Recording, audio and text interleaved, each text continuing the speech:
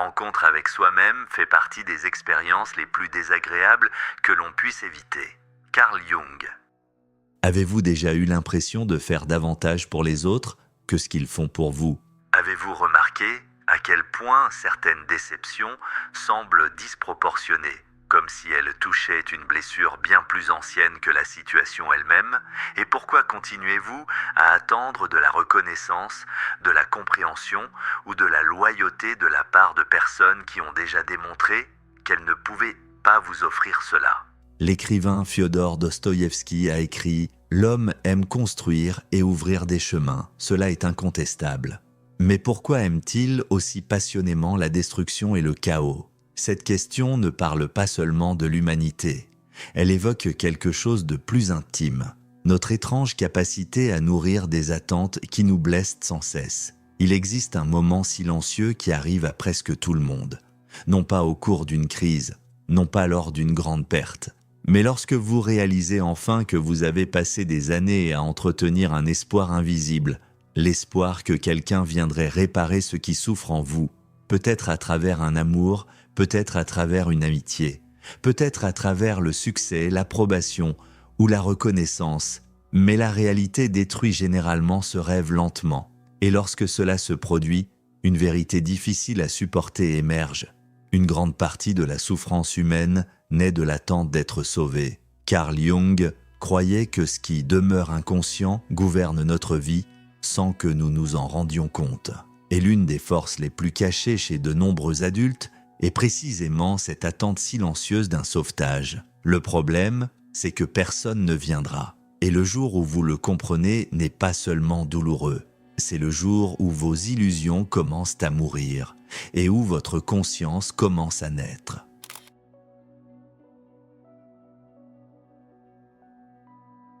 La plupart des gens croient que la dépendance émotionnelle ressemble au désespoir. Ils imaginent quelqu'un qui supplie pour obtenir de l'attention, qui court après l'affection ou qui est incapable de rester seul. Mais les formes les plus profondes de dépendance sont rarement aussi évidentes. Elles vivent cachées derrière la compétence, derrière la maturité, derrière l'image de quelqu'un qui, en apparence, n'a besoin de personne. Car la véritable dépendance n'est pas toujours liée à la présence d'une personne. Très souvent, elle est liée à l'espoir. L'espoir que quelqu'un finira enfin par voir ce que vous n'avez jamais réussi à exprimer. L'espoir que quelqu'un reconnaîtra les efforts que personne n'a remarqués. L'espoir qu'une future relation guérira les blessures laissées par les précédentes. Et c'est précisément là que naît l'illusion silencieuse du sauvetage. Elle ne naît pas à l'âge adulte, elle commence bien plus tôt. Elle commence lorsqu'un enfant apprend que certains de ses besoins émotionnels ne seront pas satisfaits. Peut-être que l'attention lui a manqué, peut-être que l'accueil et le réconfort lui ont manqué. Peut-être qu'il y avait de l'amour, mais pas de compréhension. Peut-être qu'il y avait du soin, mais pas de véritable présence.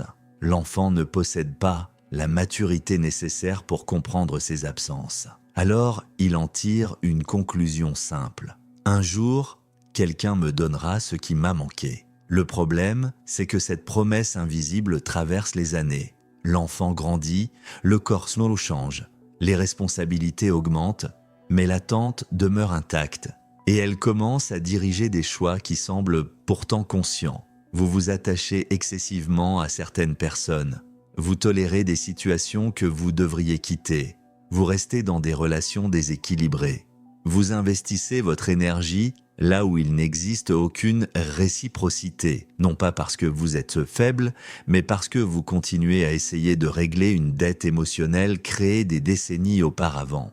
Carl Jung observait que ce qui n'est pas rendu conscient continue d'influencer nos décisions dans l'ombre, et peu de forces agissent de manière aussi silencieuse que le besoin d'être sauvé. Il apparaît lorsque vous croyez qu'une relation donnera enfin un sens à votre vie, lorsque vous imaginez que le succès éliminera votre insécurité, lorsque vous croyez que la reconnaissance effacera les anciens sentiments d'insuffisance.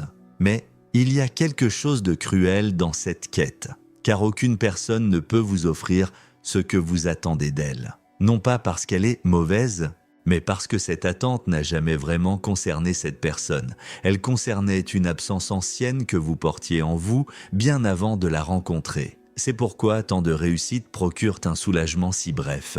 Vous atteignez votre objectif, vous recevez l'approbation, vous trouvez la relation, vous obtenez ce que vous désiriez et pendant quelques instants, vous croyez avoir trouvé la réponse. Mais peu après, le vide revient.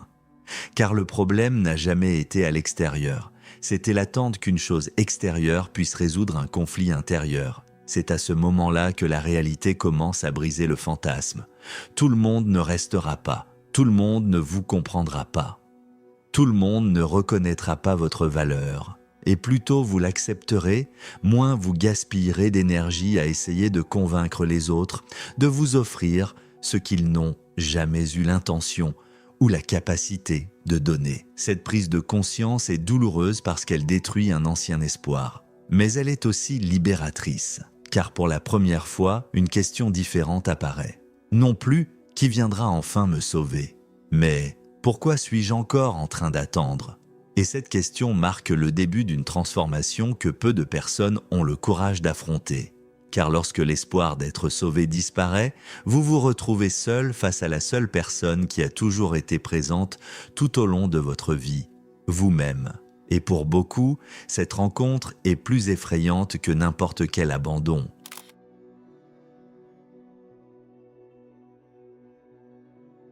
Il existe une différence silencieuse entre être aimé et être nécessaire. Mais peu de personnes s'en rendent compte avant d'en payer un prix très élevé. Dès leur plus jeune âge, beaucoup apprennent que leur importance dépend de ce qu'elles peuvent offrir. Elles ne sont pas valorisées simplement pour exister. Elles sont valorisées parce qu'elles aident, résolvent, apaisent, conseillent, soutiennent ou portent des problèmes qui ne leur appartiennent pas. Avec le temps, cela cesse d'être un simple comportement pour devenir une identité. La personne finit par croire que sa place dans le monde dépend de son utilité. C'est pourquoi elle est toujours disponible, toujours compréhensive, toujours prête à écouter, toujours en train de sacrifier une partie d'elle-même pour maintenir la stabilité autour d'elle. Le problème, c'est qu'un piège se cache dans ce schéma. Lorsque vous vous habituez à être nécessaire, vous commencez à confondre le besoin avec l'affection. Si quelqu'un vous sollicite constamment, cela ressemble à de l'amour. Si quelqu'un dépend émotionnellement de vous, cela ressemble à une connexion. Si quelqu'un ne parvient pas à gérer sa propre vie sans votre aide, cela ressemble à de l'importance. Mais ce n'est pas toujours le cas. De nombreuses relations survivent, non pas parce qu'il existe un véritable lien, mais parce que l'une des personnes occupe une fonction spécifique dans la vie de l'autre. Vous devenez le soutien émotionnel, le résolveur de crise, le refuge rassurant, l'auditeur permanent, et tant que vous jouez ce rôle, vous vous sentez indispensable. Mais il suffit de s'arrêter un instant pour remarquer quelque chose d'inconfortable. Lorsque vous cessez de servir, beaucoup de personnes cessent de vous chercher. Lorsque vous arrêtez de résoudre les problèmes, certaines relations s'affaiblissent. Lorsque vous établissez des limites, certaines connexions disparaissent. Et cela révèle une vérité difficile à accepter. Toute proximité n'est pas de l'amour. Parfois, c'est de la convenance. Parfois, c'est de l'habitude. Parfois, c'est simplement de l'accès. Le plus douloureux, c'est que ceux qui vivent pour être nécessaires s'en rendent rarement compte immédiatement. Ils continuent à se donner. Ils continuent à essayer de mériter la permanence des autres. Ils continuent à croire que plus ils offrent, plus ils auront de valeur. Mais ce processus entraîne un effet secondaire dévastateur. Peu à peu, la personne perd le contact avec ses propres désirs. Elle sait ce dont les autres ont besoin. Elle sait ce que les autres ressentent. Elle sait ce que les autres attendent. Mais elle ne sait plus ce qu'elle-même veut réellement. Son énergie est entièrement absorbée par le maintien des relations, tandis que sa propre identité est reléguée au second plan. Puis vient l'épuisement. Non pas la fatigue physique, mais une usure plus profonde, la sensation d'être entouré de personnes et pourtant de sentir que personne ne vous connaît vraiment. Parce que tous connaissent votre fonction, mais très peu connaissent votre vérité. C'est à ce moment-là que quelque chose commence à s'effondrer. vous réalisez que vous avez passé des années à essayer de garantir l'amour par l'utilité, comme si vous deviez constamment justifier votre existence, comme si le simple fait d'être vous-même n'avait jamais été suffisant. Et peut-être est-ce là le prix le plus élevé du besoin d'être nécessaire. Passez tellement de temps à soutenir les autres que, lorsque vous vous tournez enfin vers vous-même, vous ne savez plus distinguer où s'arrête le rôle que vous jouez et où commence la personne que vous êtes réellement.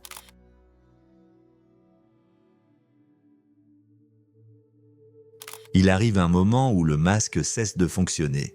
Pas de manière dramatique, pas comme un effondrement soudain que tout le monde peut voir. Cela se produit silencieusement, à l'intérieur. Pendant des années, vous avez construit une version de vous-même pour survivre. Peut-être êtes-vous devenu le pilier de la famille, le responsable, celui qui garde son équilibre, celui qui ne crée jamais de problème, celui qui supporte toujours un peu plus.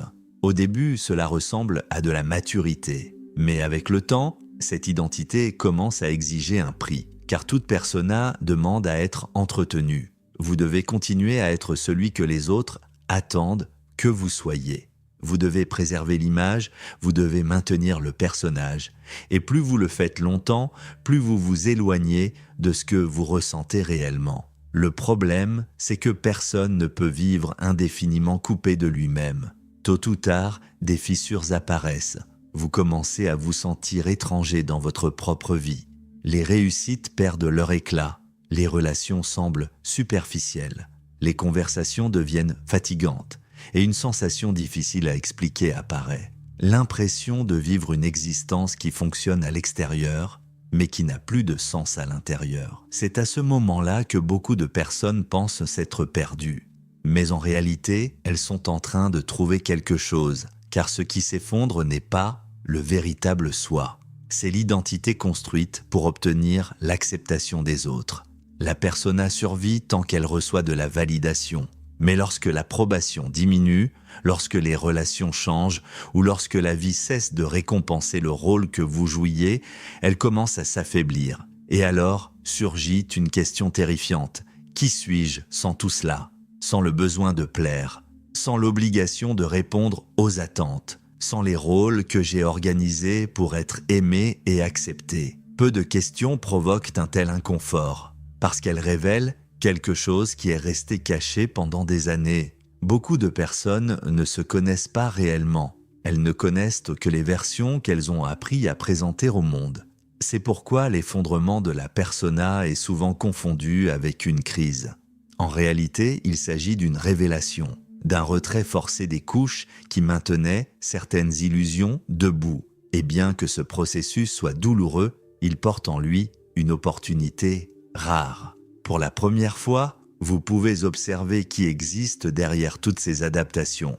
Pas le personnage, pas l'image, pas la fonction, mais la personne, celle qui est restée enfouie sous des années d'attente, de peur du rejet et de besoin d'approbation. Et c'est peut-être précisément pour cette raison que tant de gens évitent cette rencontre. Parce que découvrir qui vous êtes exige d'abandonner celui que vous avez passé toute votre vie à prétendre l'être.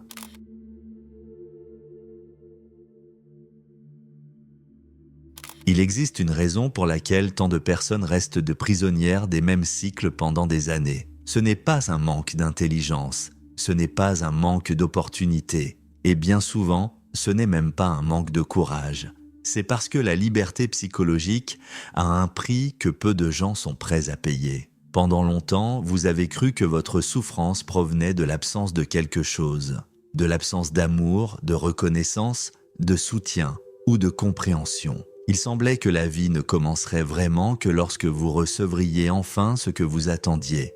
Puis arrive le moment le plus inconfortable de tous, le moment où vous réalisez que l'attente elle-même était la prison. Car tant que vous attendiez que quelqu'un vienne valider votre valeur, vous remettiez cette valeur entre les mains des autres. Tant que vous attendiez que quelqu'un vous montre qui vous étiez, vous reportiez la rencontre avec vous-même. Tant que vous attendiez la sécurité, vous évitiez d'assumer la responsabilité de votre propre existence. Et c'est précisément ici qu'apparaît une étrange forme de liberté. Une liberté qui, au début, ne ressemble pas à la liberté. Elle ressemble au vide, elle ressemble au silence, elle ressemble à l'abandon. Après tout, si personne ne viendra vous sauver, alors il n'y a plus personne à qui transférer la responsabilité. Il n'existe plus cette illusion qu'une relation résoudra votre insécurité. Il n'existe plus cet espoir que le succès effacera vos conflits intérieurs. Il n'existe plus cette croyance que l'approbation des autres fera disparaître vos doutes les plus profonds. Tout revient à vous.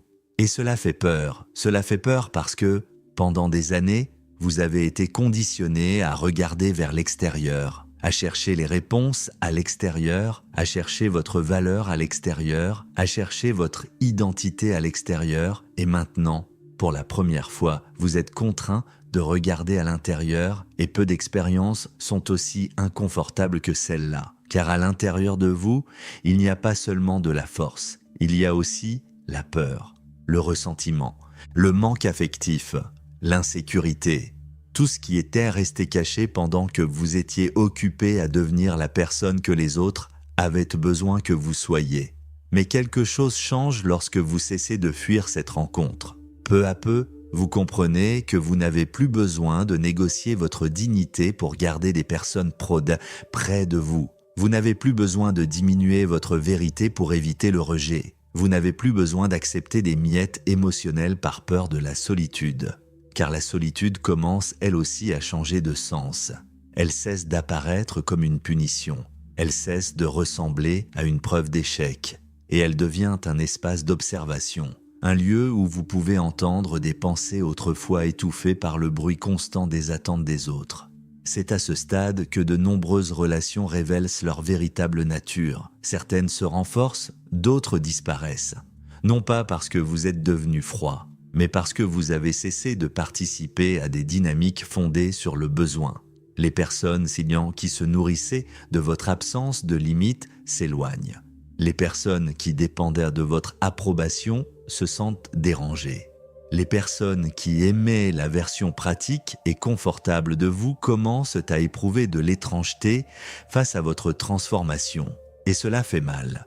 Mais cela éclaire aussi, car vous comprenez enfin quelque chose que vous avez passé des années à éviter. Tout éloignement n'est pas une perte. Certains éloignements sont des révélations. Certains ne font que montrer ce qui était déjà vrai, mais que vous refusiez de voir. Alors apparaît une autre forme de force, non pas la force fondée sur l'apparence, non pas la force fondée sur l'orgueil, mais la force de celui qui n'a plus besoin d'être sauvé, la force de celui qui comprend qu'il continuera à ressentir la peur, le doute et l'incertitude, mais qu'il ne permettra plus à ses émotions de décider de sa vie. C'est peut-être cela qui distingue la maturité de l'attente éternelle. La maturité ne naît pas lorsque vous trouvez toutes les réponses.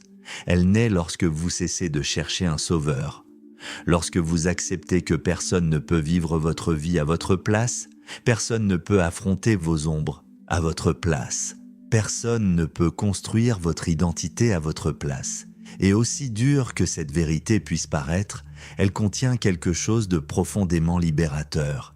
Car au moment précis où vous abandonnez l'espoir d'être secouru, vous découvrez quelque chose qui était caché depuis toujours. La force que vous cherchiez chez les autres se construisait en vous depuis le début. Et peut-être que la vie adulte commence exactement là, le jour où vous comprenez que personne ne viendra vous sauver, et où vous décidez malgré tout de continuer à avancer.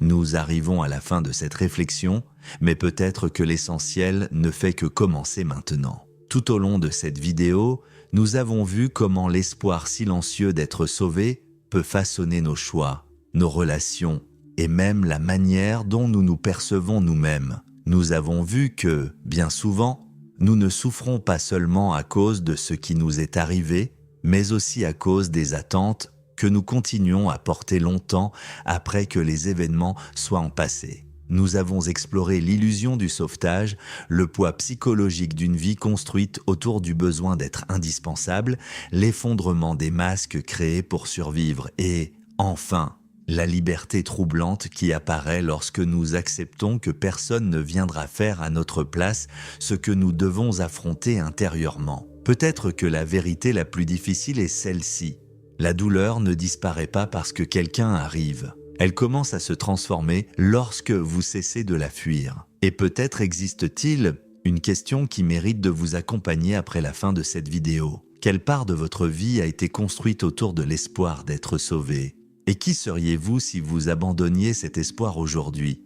Ne répondez pas immédiatement, observez, car certaines réponses n'apparaissent que lorsque le silence devient impossible à éviter. Si cette vidéo a suscité une réflexion en vous, laissez un commentaire en partageant le moment de votre vie où vous avez compris que personne ne viendrait vous sauver. Votre expérience pourrait aider d'autres personnes à reconnaître des schémas qu'elles ne parviennent pas encore à voir. Si vous appréciez les contenus consacrés à la psychologie profonde, à Carl Jung, au comportement humain, à la connaissance de soi et aux mécanismes invisibles qui façonnent nos choix, abonnez-vous à la chaîne et activez les notifications pour ne manquer aucune des prochaines vidéos. Merci d'être resté jusqu'à la fin. Et surtout, merci d'avoir le courage de regarder à l'intérieur de vous-même dans un monde qui nous apprend constamment à chercher les réponses uniquement à l'extérieur. À très bientôt dans la prochaine vidéo.